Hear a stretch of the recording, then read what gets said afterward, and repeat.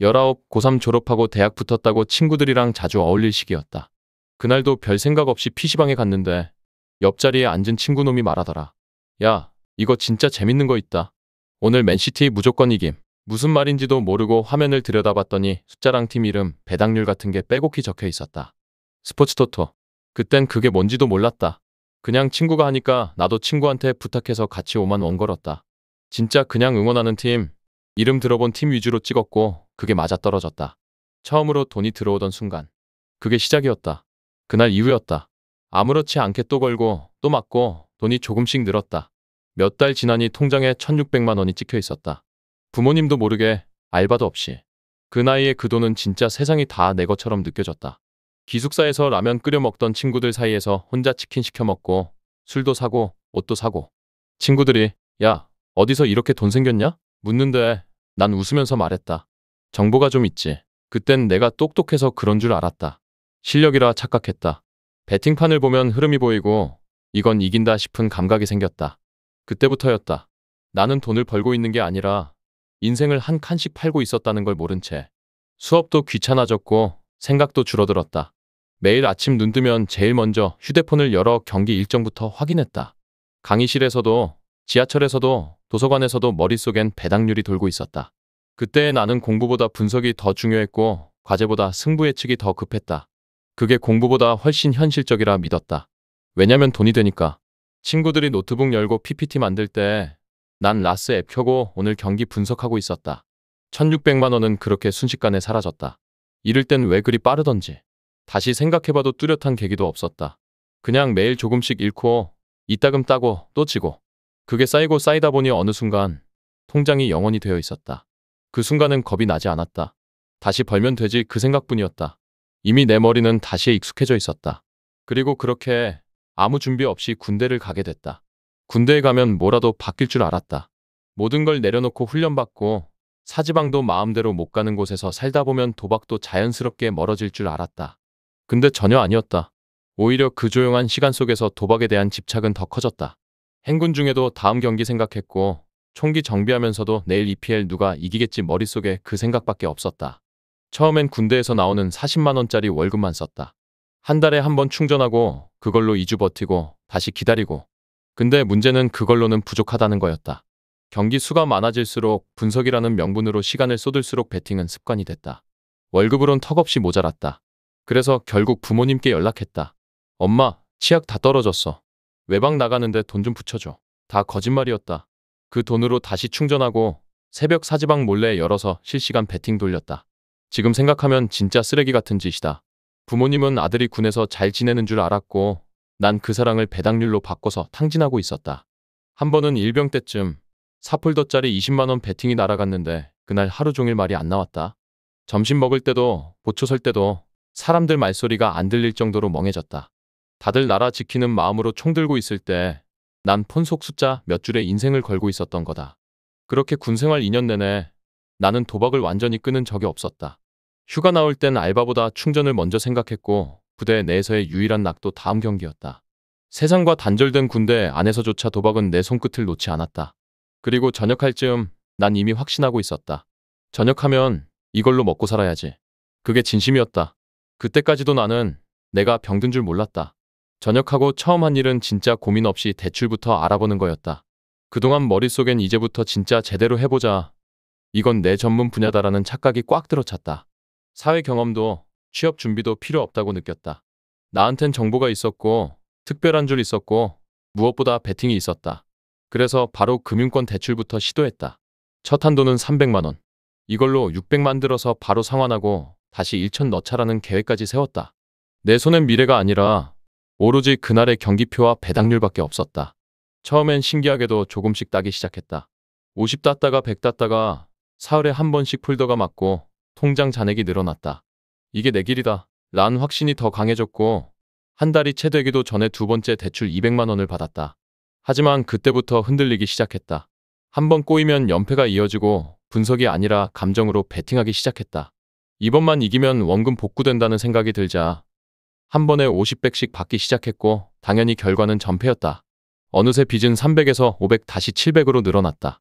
숨이 턱 막혔다. 그 무렵 학교를 휴학했다. 부모님께는 회계사 준비에 집중하겠다며 거짓말했다. 사실은 그냥 낮에도 베팅하고 밤에도 분석하며 하루 종일 도박만 하고 싶었을 뿐이었다.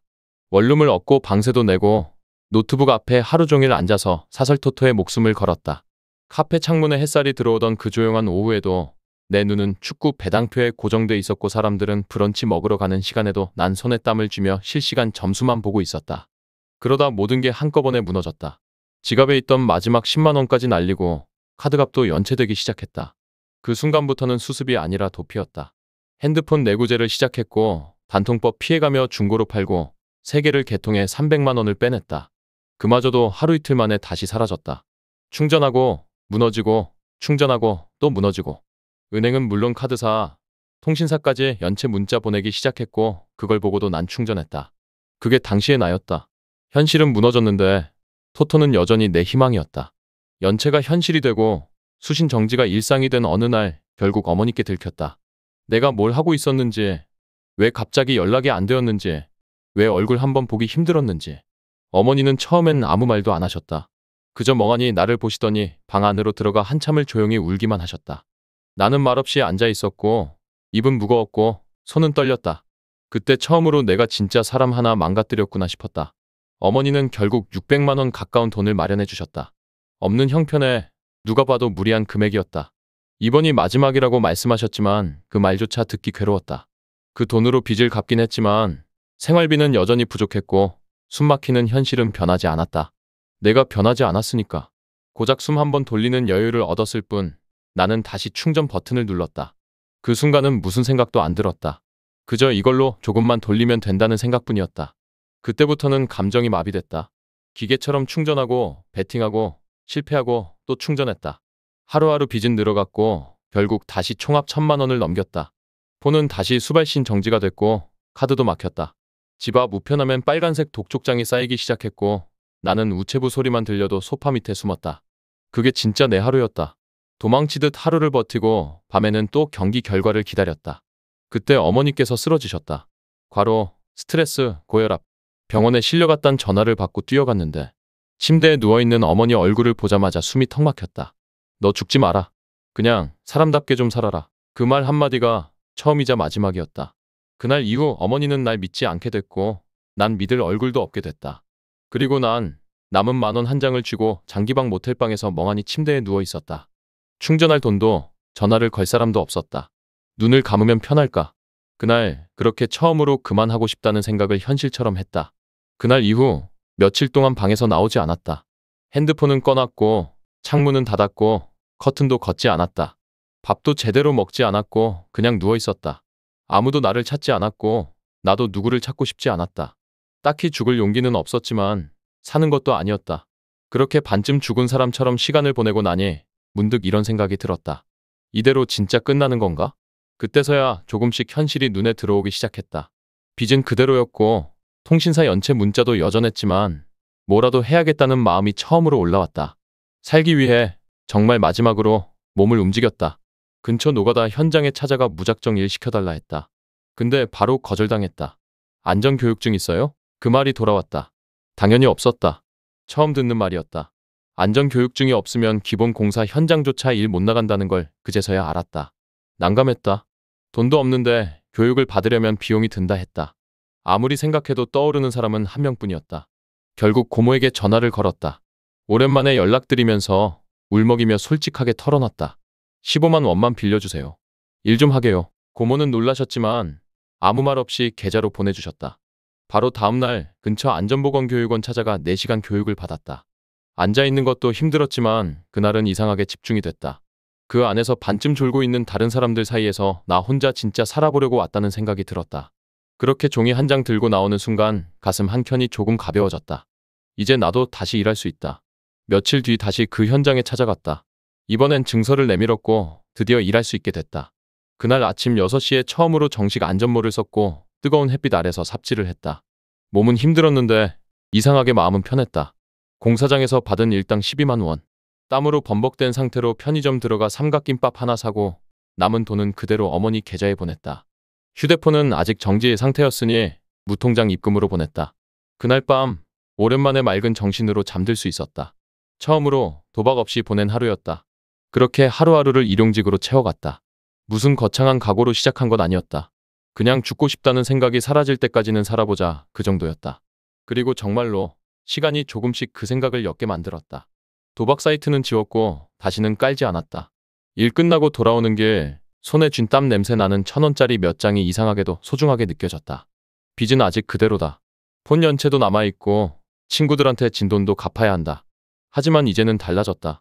갚아야 한다는 생각을 피하고 싶다보다 앞에 두기 시작했다. 아직 멀었지만 그래도 지금 나는 버티고 있다. 숨을 참고 있는 게 아니라 진짜로 살아보고 있는 중이다. 그리고 지금 이 글을 쓰고 있는 지금 적어도 충전 버튼 대신 키보드를 두드리고 있다는 게 내겐 가장 큰 변화다.